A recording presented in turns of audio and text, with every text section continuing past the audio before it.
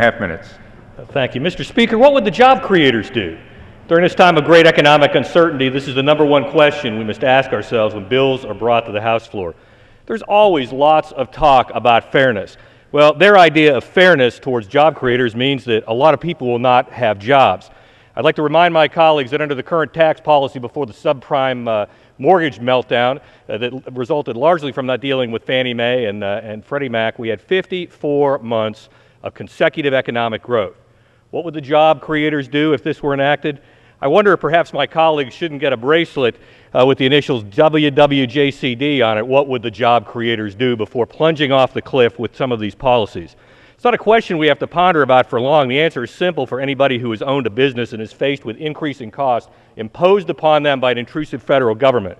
As a former small business owner, let me walk you through the tough decisions this bill would force on millions of job creators with Obamacare and all the other burdens on top of this current tax increase. They'd have to cut back or eliminate on benefits. They'd be switching employees to part-time. At the end of the year, raises and bonuses would be replaced in all likelihood by pay cuts, layoffs, or moving more companies to places that have friendlier tax and regulatory burdens. These are serious and real decisions that will face our job creators on January 1st as a direct result of this bill raising taxes on millions of job creators. If there was one resounding message in the election, it was that the American people were putting a restraining order on the increasing burdens this Congress and this administration have placed on the American people. At a time when our economy is trying to recover, why would we raise taxes on anyone? Why would we even partially want to impede our nation's path to economic recovery? Under the current tax policy, we had growth. If we move into this direction, we will see a repeat of the failures of the Roosevelt administration in 1937, causing a gross double dip in our economy, and it's going to hurt every American. This past Tuesday, President Obama hosted a summit at the White House where appointed members of Congress were asked to work in a bipartisan fashion to devise a solution to the pending tax hikes. And what was the majority do here is simply try to once again force something down our throats without real discourse.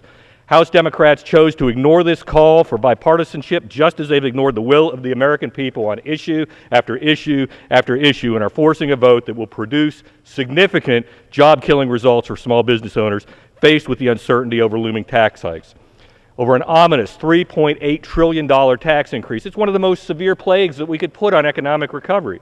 As a result, private sector money that would be invested will continue to sit on the sidelines. I would yield an additional 30 seconds. Gentleman is recognized for additional 30 seconds.